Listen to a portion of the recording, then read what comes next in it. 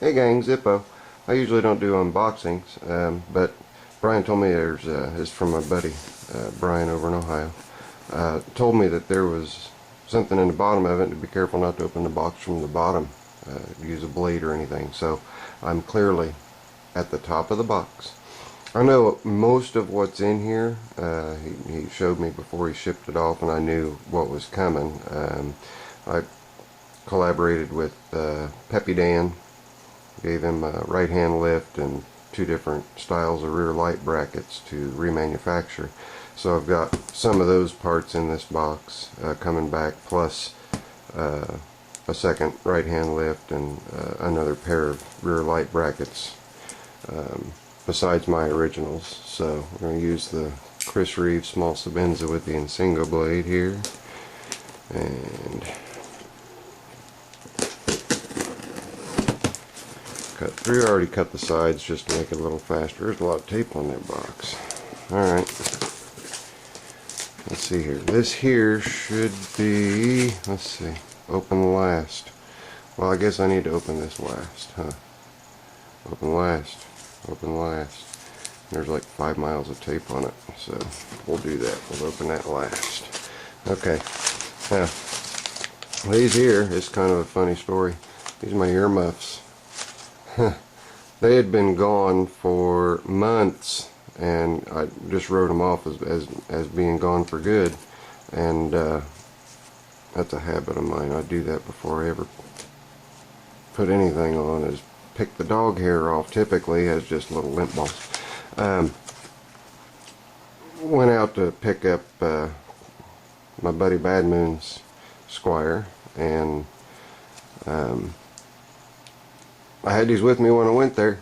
Didn't have them when I got home. I thought I'd either left them at his house, or we did stop off at the gas station. I thought maybe I left them on the roof of the truck. You know, I just wrote them off as being gone for good. Come to find out, my little brain, after months of being without them, messaged Brian, said, "You didn't happen to find a pair of earmuffs called Gorgons, did you?" And he sends me a picture with them wrapped around his knee. He goes, "You mean these?" So they're back home. I'm excited. I had another pair, but they were lame. So got my Gorgons back. Now I'm a happy camper. Alright, on into the box. We'll show some of the reproductions next to the originals. Here is a rear light bracket. That would be for the early Squires, the single bolt backrest tractors, B1s, early B10s, tractors like that. The early Gold Squires also, the early flip hoods and early Gold Squires, as well as 700s, 725s, and B1. They would use this as their light bracket. So I had these, or had one of those, and some of my originals in here. Let's find my original if we can. We'll get to that in a minute. Wow, it turned out nice. Let's get to that in a minute. Wow, that's a nice original. Okay, still digging, still digging. Looking for, that's the larger one. Look, there's the other little one. Here's the original. This is what I had on my old Squire. There's the original light bracket. You can see there. And there's the reproduction. Same thickness of steel, same hole diameters, same bends. They look good. Actually, it's a sharper bend. I like that. Nice. That's nice. Put it in here, it'll nestle in there a little bit tighter. But anyway, there's those rear light brackets, and then we've got the landlord style, the pan type seat brackets. And I don't know if this is the original. There, yeah, this is the original, and the holes are already in the seat pans.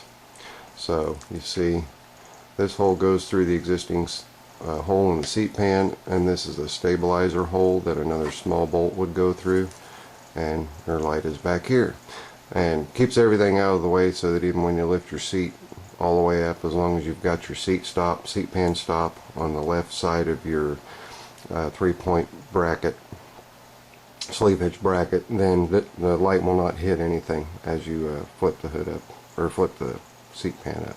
So there's the original, and that is not, that's some of the hardware for the right hand lift. Here's the Reproduction.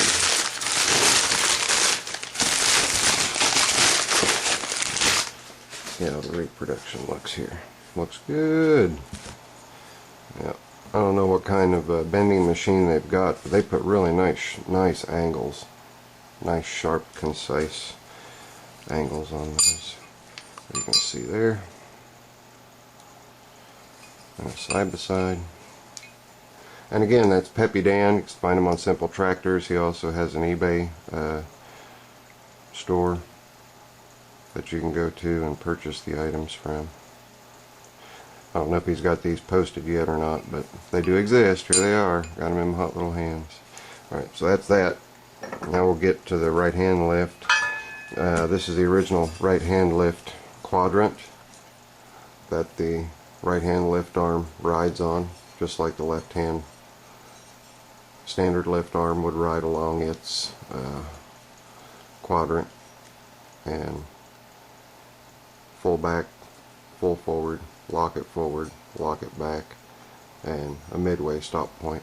I say midway, it doesn't look midway, but you'll see what I mean. If you get one and you use it, you'll see where things lock in place here, pretty much in the midway spot. But there's the stock. Let me close the box up a little bit. Set this on top of it. And then now this one has not been painted, and that's fine with me, because I'm going to paint it myself. But here is the Reproduction. Pan this up just a little here. Looks nice. Looks really nice. Good job, Dan. You always do bang up work.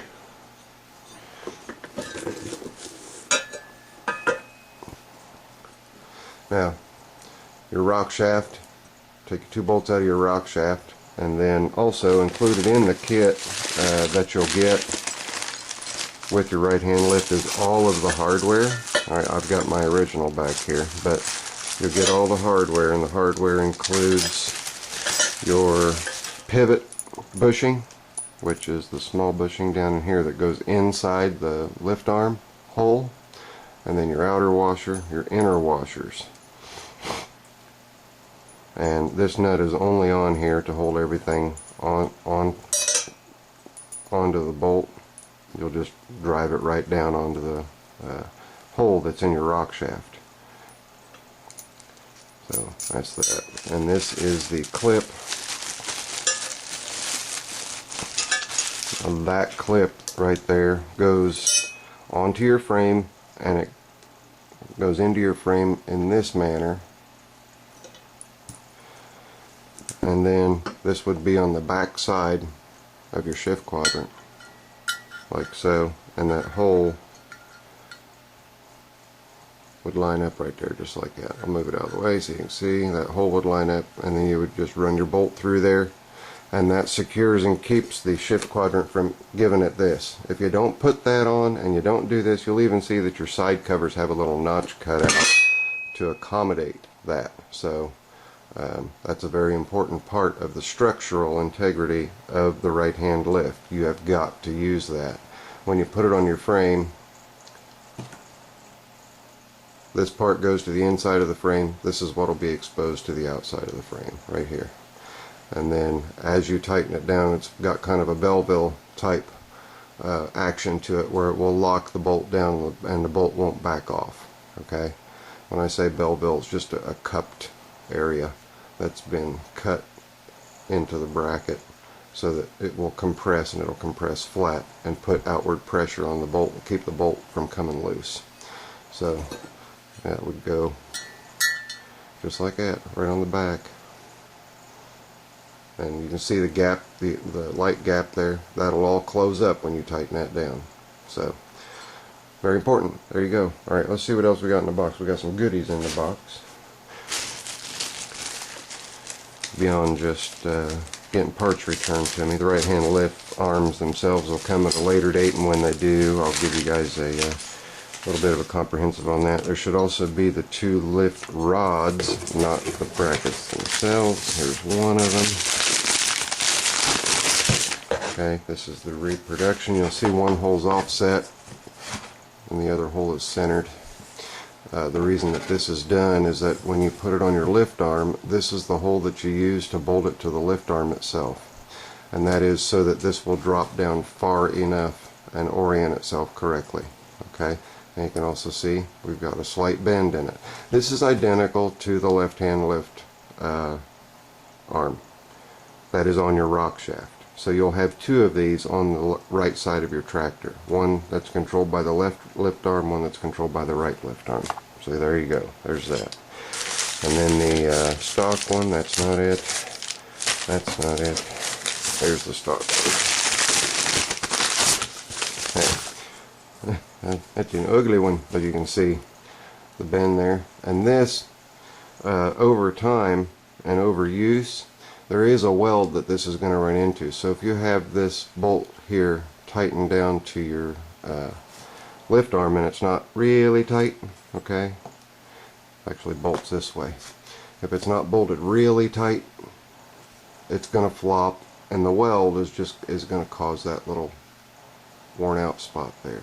I actually ground it out a little bit more so that this whole plate would sit flush against my right hand lift or my left hand lift quadrant rock shaft, and not flop around, so I wouldn't, whatever I put on here wouldn't scratch the side of my tractor. So there's that. And I know I'm getting long-winded, but y'all's just gonna have to get over it. And I do know what one of these is. I wasn't expecting 2, but these are stake quarters, and this particular set is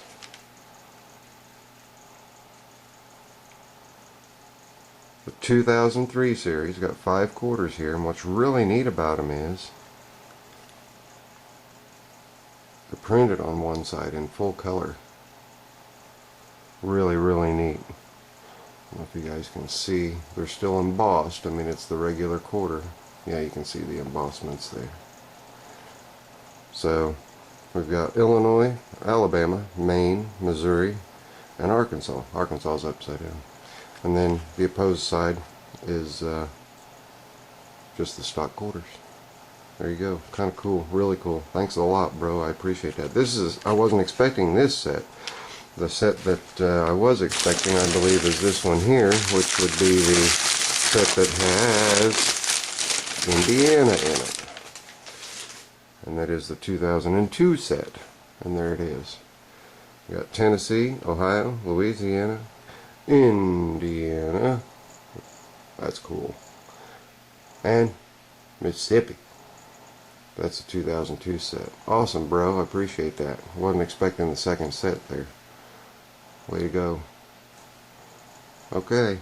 I've got the open last package, and I was also told not to cut deep into the box, into the bottom of the box, because there's something in there. So let's find out what's in the bottom of the box. Very bottom, very bottom, very bottom. Looking. Looks like a decal of some sort. So let's get her out of there. It's the certificate of authenticity for the coins. Awesome. SGS Star Grading Service, 2002 S Indiana 25C SGS Proof 70 Cameo. Oh, there's another coin in here somewhere. Ah. Open last. Haha. Awesome. Well, let's take a look at this. I don't know if you guys have ever seen a cameo proof or not before, but that's where the raised embossments on a coin have a treatment done to them so that they appear to look, for lack of a better term, kind of sandblasted. But at any rate, this certificate kind of gave that away, Brian, but that's exciting. That's really awesome. Oh yeah, there she is. And I'm obviously not going to take the coin out of the grading pack, but here we go. Now if you look, kind of hard to see through the plastic, but you can see how they're calling it a cameo, and that's because this has the bust has a different finish, and all of the raised letters have a different finish on them. Awesome. I can see my fan turning in the background there. Let's get the back. And same treatment on the back. Nifty nifty. Love it. Bro, that's awesome. Cool. Let's see if we can get in there. Yeah, the camera's not doing too bad. Okay, there it is, 2002 P 25C and SGS MS70. Highest grade you can get. Awesome. Now, Brian and I found that we're we have a lot more in common than just the tractors. He didn't know I collected coins, and I do. I didn't know he did, and he does. Just a variety of different things, including something as simple as a hobby that he's picked up that I'd been doing for years, and he thought that I was going to think he was a weirdo, but absolutely not. You know, hell, when you sit around and you're bored and you're cold and you don't want to go outside, you find things to do. But there it is. We got to the bottom of the box. Brian, buddy, thanks a lot for getting the repros to me and my originals back to me, and also very much for the coins. And most of all, most appreciated, you could have sent just these and I'd have been as happy as a lark. Alright, that's it. This is Zippo going on 17.5 minutes. Later. I'm out.